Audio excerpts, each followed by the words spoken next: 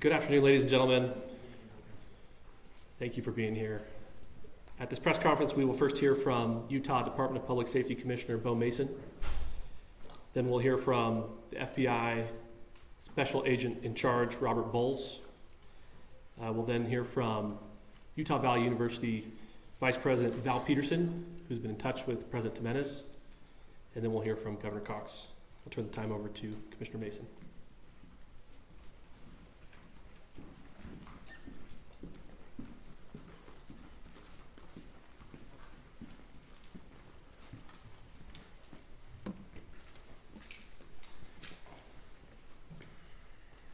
Hello, everyone. I'm Bo Mason, Commissioner for the Utah Department of Public Safety. Today at approximately 12:20 Mountain Standard Time, political influencer Charlie Kirk was shot at an event at the Utah Valley University. He was taken by private vehicle to Timpanogos Hospital, where he later passed. The Utah Department of Public Safety will be co-leading this criminal investigation to find this killer, along with the Federal Bureau of Investigation. We are working in unison with the County Sheriff's Office, the local police department, and the University Police Department, all of which have been very cooperative and fully engaged in this process. Shortly after the shooting, we did have a suspect in custody, George Zinn, but he was released from custody after we identified that he did not match the shooting suspect and was not an accurate person of interest. However, he has been booked into the county jail by Utah Valley University Police Department for obstruction of justice. We do still have an active investigation for the person of interest. This incident occurred with a large crowd around.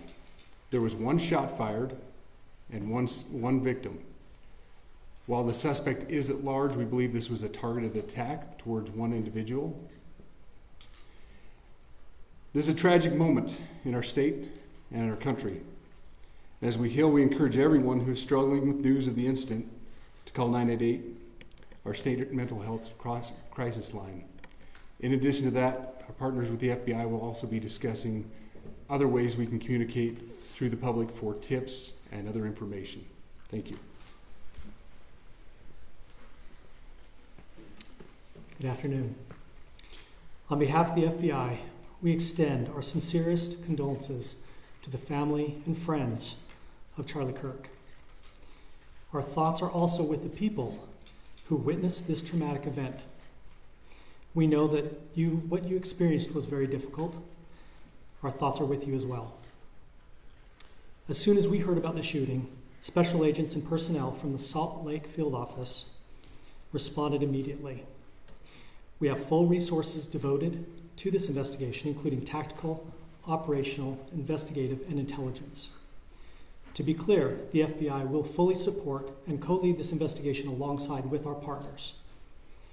We are working on setting up a digital media tip line, and as soon as it's established, we'll get that information out to everyone. I know there's a lot of questions. This is very much an active case, and this investigation is in its early stages.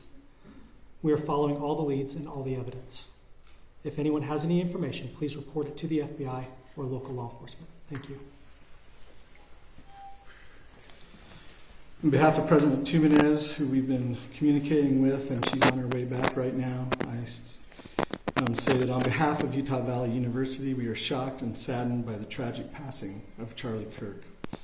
We express our sincere condolences to the Kirk family.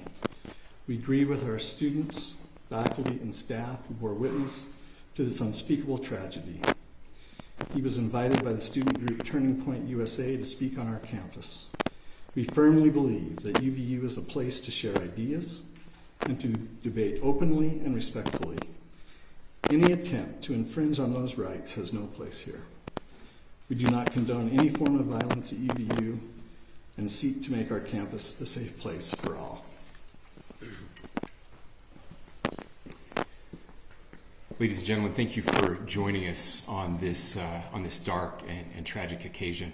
I want to thank our law enforcement officers who are leading this investigation, starting with Chief Long and his response here. with the UVU Police Department. We're grateful for your leadership and your team. And again, to the speakers that you've just heard from who are co-leading this investigation. I also want to recognize Sheriff Mike Smith, who has been an invaluable partner as this investigation moves forward. I've been in touch with President Trump, with FBI Director Kash Patel. We are completely aligned with our state and federal partners as we work through this case. Now, this is a dark day for our state. It's a tragic day for our nation. And I want to be very clear that this is a political assassination. We are celebrating 250 years of the founding of this great nation. That founding document, the Declaration of Independence, that this great experiment on which we embarked together 250 years ago, that we are endowed by our Creator with certain unalienable rights. The first one of those is life. And today, a life was taken. Charlie Kirk was first and foremost a husband and a dad to two young children.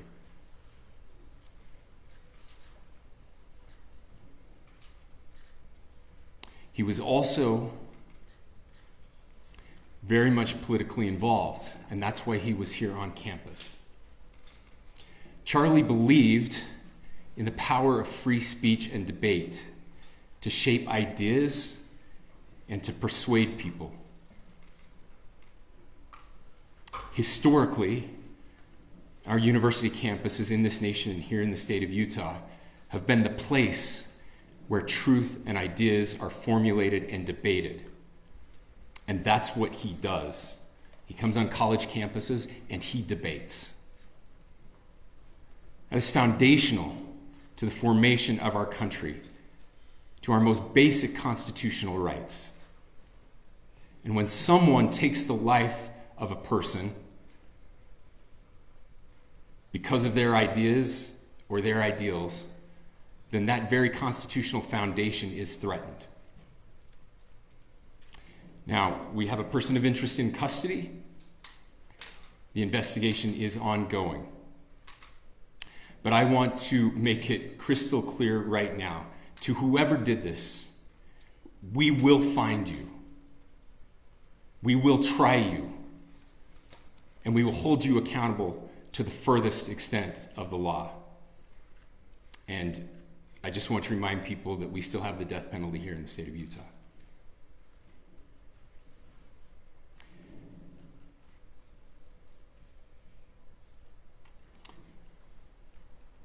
Our nation is broken. We've had political assassinations recently in Minnesota. We had an attempted assassination on the governor of Pennsylvania. And we had an attempted assassination on a presidential candidate and former president of the United States, and now current president of the United States. Nothing I say can unite us as a country. Nothing I can say right now can fix what is broken. Nothing I can say can bring back Charlie Kirk. Our hearts are broken. We mourn with his wife, his children, his family, his friends. We mourn as a nation. If anyone in the sound of my voice celebrated even a little bit at the news of this shooting, I would beg you to look in the mirror and to see if you can find a better angel in there somewhere. I don't care what his politics are. I care that he was an American. We desperately need our country. We desperately need leaders in our country. But more than the leaders, we just need every single person in this country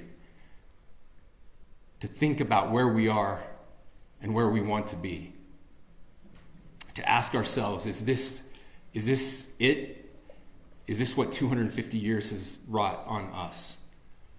I pray that that's not the case. I pray that those who hated what Charlie Kirk stood for will put down their social media and their pens and pray for his family, and that all of us will try to find a way to stop hating our fellow Americans.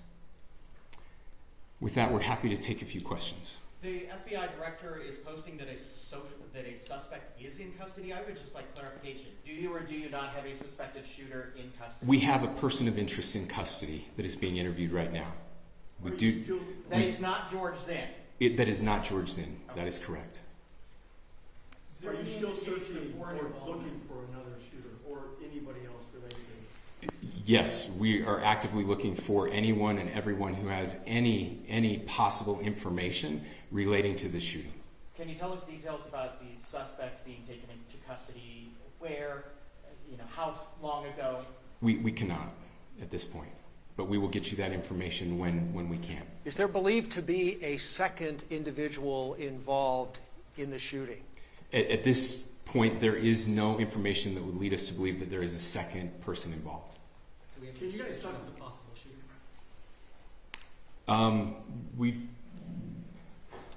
Do you want to talk about what we know there? Yeah. The only information we have on the suspect, the possible shooter, is taken from closed circuit TV here on campus. We do have that. We're analyzing it, but it is security camera footage, so you can kind of guess what the quality of that is. But we do know dressed in all dark clothing, but we don't have a much better description other than that. Where do you think the shot came from? The shot came from here on campus, from a location at a fair, potentially from a roof. Yes, a longer distance shot from a roof. So to clarify, with the security camera footage you have and the person of interest that's in custody, does that match up? That's what we're trying to decipher right now. So did FBI or DHS have anything on the threat board this morning? I can't speak.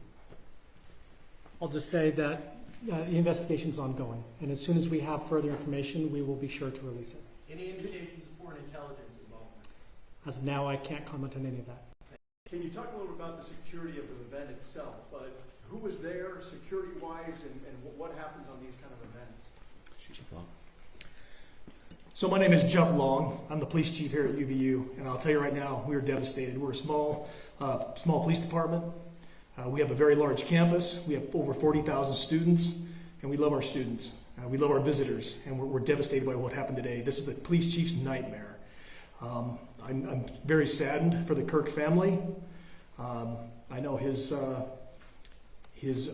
wife and parents found out about this. Obviously he's away from home. He's here in Utah. And they find out by a police officer that visits their home. That's tragic. Nobody wants that. But I can tell you about our venue today. This was an open venue. This was outside.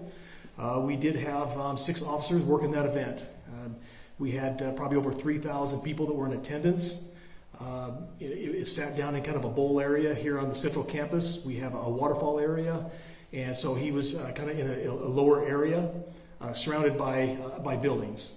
We had some plainclothes police officers that were in the crowd as well. We train for these things, and you think you have things covered, and these things, unfortunately, they happen. You try to get your bases covered, and unfortunately today we didn't. And because of that, we had this tragic incident. So we did have officers there. We had Charlie Kirk's team. He has a security team that travels with him, and they were here with him when he was shot. Was the gun recovered?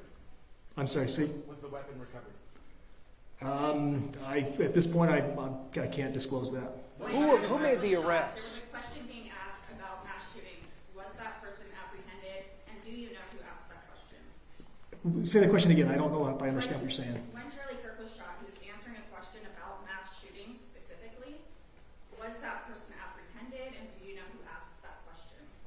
I do not. We do not have that at this moment. What kind of weapon was used? Ladies and gentlemen, we have time for just one more question, so thank you. Yeah. Yep. as well. Was it your team or Kirk's team or a combination of both that kind of set the security protocol for the event? So we work together. You know, he has his team, and they do this all over the country. We all know that. This is not uncommon for them. They're very comfortable on campuses, and I was coordinating with his lead security guy, and so yeah, we were working together. Was this a sharpshooter type shot? Was this a Ladies and gentlemen, those are all the questions that will be answered today. Again, thank you for covering this. We will be updating you as soon as we have additional information through normal channels, working with law enforcement. Again, our deepest condolences to the Kirk family and to the students who were there today. I would just ask everyone everywhere to please pray for their family and to pray for our country. We need it now more than ever. Thank you.